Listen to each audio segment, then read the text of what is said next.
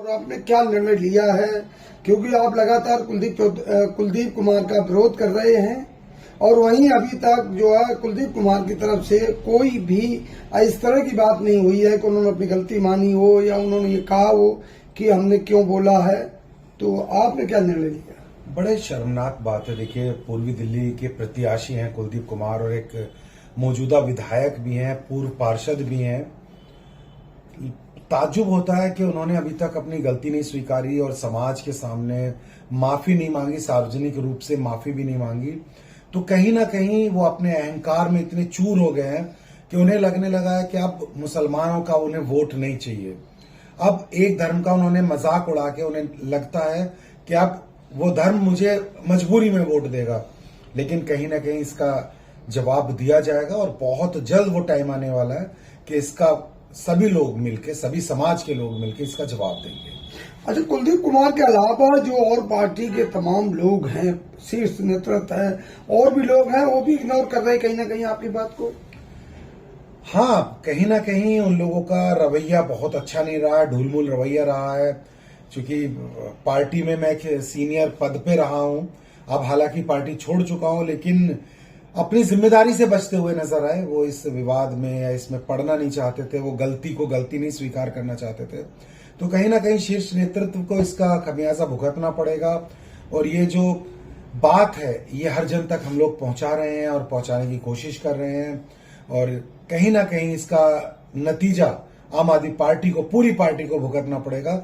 जबकि कुलदीप कुमार की सिर्फ गलती थी, कुलदीप कुमार को माफी मांगनी चाहिए सार्वजनिक रूप से, लेकिन शीर्ष नेतृत्व भी इसको अनदेखा कर रहा है। चौधरी साहब, एक एक वोट की कीमत होती है चुनाव में, एक एक वोट को लुभाने के लिए बड़ा प्रयास करना पड़ता है, लेकिन इतने इकट्ठे वोटों का लॉस हो रहा, लेकिन कुलदीप कुमार को फिर भी कुछ फर्क नहीं पड़ा है।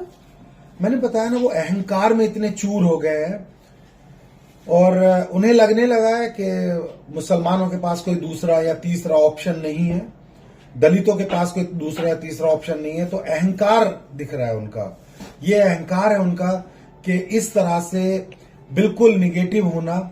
और अभी आपने देखा भी होगा, परसों मैंने बहुत सारे होर्डिंग्स लगवाए थे, उन्हें फड़वा देना। तो डर भी है उन्हें और अहंकार में वो डूबे हुए हैं। तो कह रहे हैं कि बकार चौधरी साहब चुनाव लड़ेंगे।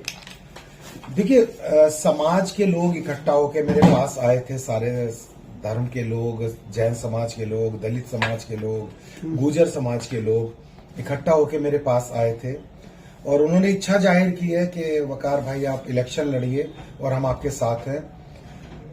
तो कहीं ना कहीं ये मैं फैसला लेने वाला हूं बहुत जल्दी कि मुझे इलेक्शन लड़ना चाहिए या नहीं। अगर इलेक्शन लड़ेंगे तो अभी सभी मीडिया बंधुओं के सामने मैं आऊंगा और अपनी बात रखूंगा, क्योंकि कहीं ना कहीं विरोध करना जरूरी था। एक गलत बात कहना एक प्रत्याशी का इस तरह से उसकी सोच दर्शाता है, आम आदमी पार्टी की सोच दर्शाता है। अब इसका जवाब देगा दलित समाज मिलकर देगा, मुस्लिम समाज मिलकर देगा और इलेक्शन अगर फाइट करते हैं तो आप लोगों को मैं जरूर बताऊं। तो किस पार्टी से इरादा बनाया आपने? देखिए, अभी कोई पार्टी में जाने का कोई भी इरादा किसी में भी नहीं है। जो भी पार्टी आएगी सबका स्वागत है, सबका साथ है और सबको साथ लेकर हम लोग चलेंगे। लेकिन बात ये है बकार साहब कि आप कह रहे हो कि मुस्लिम समाज के अलावा और भी समाज के लोग आए, तो क्या ये माना जाए कि कई समाज के लोग जो है कुलदीप कुमार से खफा है? हाँ बिल्कुल। देखिए, जैन समाज की अनदेखी की गई है। जैन समाज के बहुत सारे पदाधिकारी, जो RWA के भी पदाधिकारी हैं, उपाध्यक्ष प्रदेश के, और बहुत सारे जैन समाज के लोग मेरे पास आए, कहीं ना कहीं उपेक्षित थे।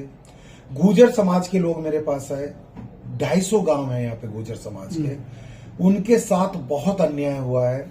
वो लोग मेरे साथ कंधे से कंधा मिलाकर चलने को तैयार है। वाल्मीकि समाज के, जिस समाज से कुलदीप कुमार जी आते हैं, वो लोग मेरे पास आए, क्योंकि सबसे ज्यादा लूटने का काम कुलदीप कुमार ने वाल्मीकि समाज को किया है। जब ये पार्षद बने थे तो ये और इनके भाई मिलकर उगाही करते थे, तो बहुत आहत है वाल्मीकि समाज के लोग। जाटव समाज के लोग हैं, बाकी OBC समाज के लोग हैं, सभी समाज के लोग मेरे पास आ रहे हैं, मुझसे मुलाकात कर रहे हैं और मुझे पूरा आश्वासन दे रहे हैं कि वकार भाई हम आपके साथ हैं। आपके साथ अन्याय हुआ है, वो मेरे साथ नहीं, एक अन्याय के साथ है, एक सोच के खिलाफ है कि किसी भी धर्म का अपमान नहीं करना चाहिए।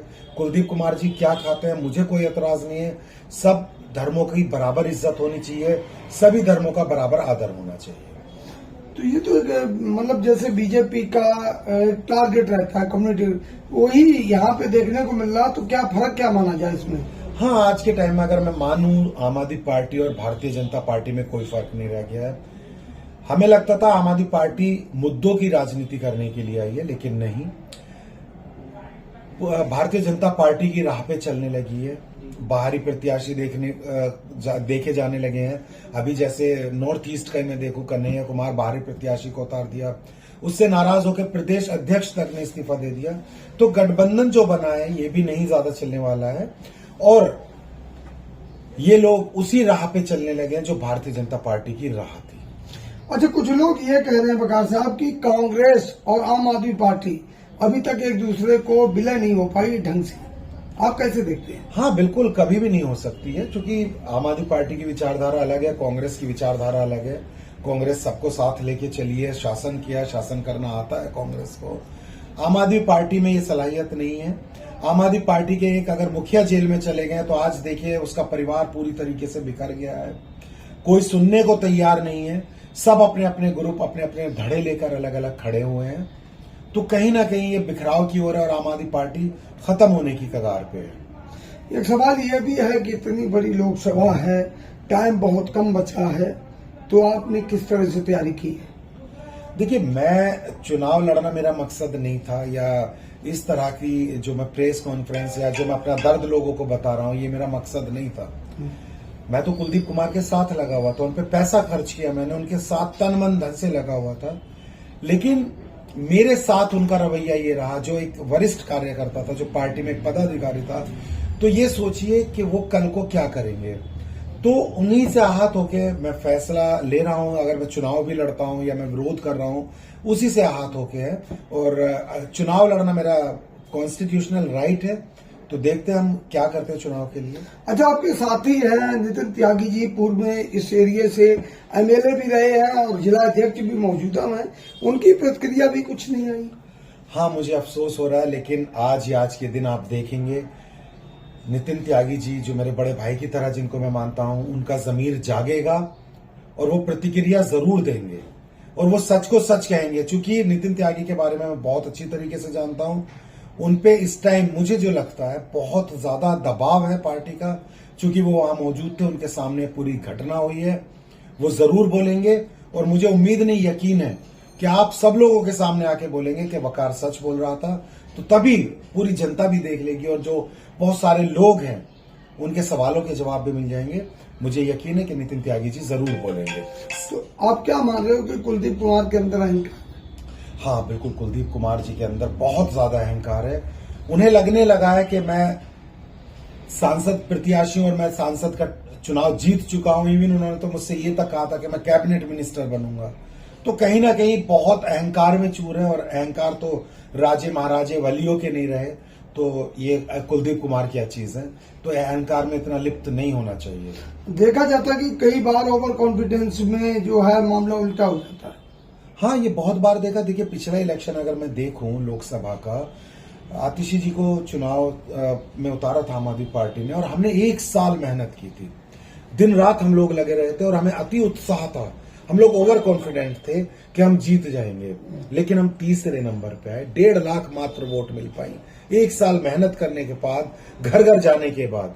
चूंकि अति उत्साह था, हमें ओवर कॉन्फिडेंस था कि हमने 67 सीटें उस टाइम पे हमारी आम आदमी पार्टी की जीती हुई थी, 67 सीटें जीती हुई हैं, तो हम ये लोकसभा चुनाव जीत लेंगे। लेकिन जनता जनार्दन है, जनता सब जानती है। उन्होंने बिल्कुल एक सिरे से आम आदमी पार्टी को नकार दिया था पिछले इलेक्शन। अच्छा, अगर ओखला और जंगपुरा विधानसभा की बात की जाए, वहां से प्रभारी भी है रहे हैं, तो उधर का क्या वोटर का आपके साथ उधर का वोटर है? देखिए, ओखला के तमाम वार्ड में, तमाम बूथ पे से मेरे पास लोग मुझसे मिलने आ रहे हैं और मुझे अपना समर्थन दे रहे हैं।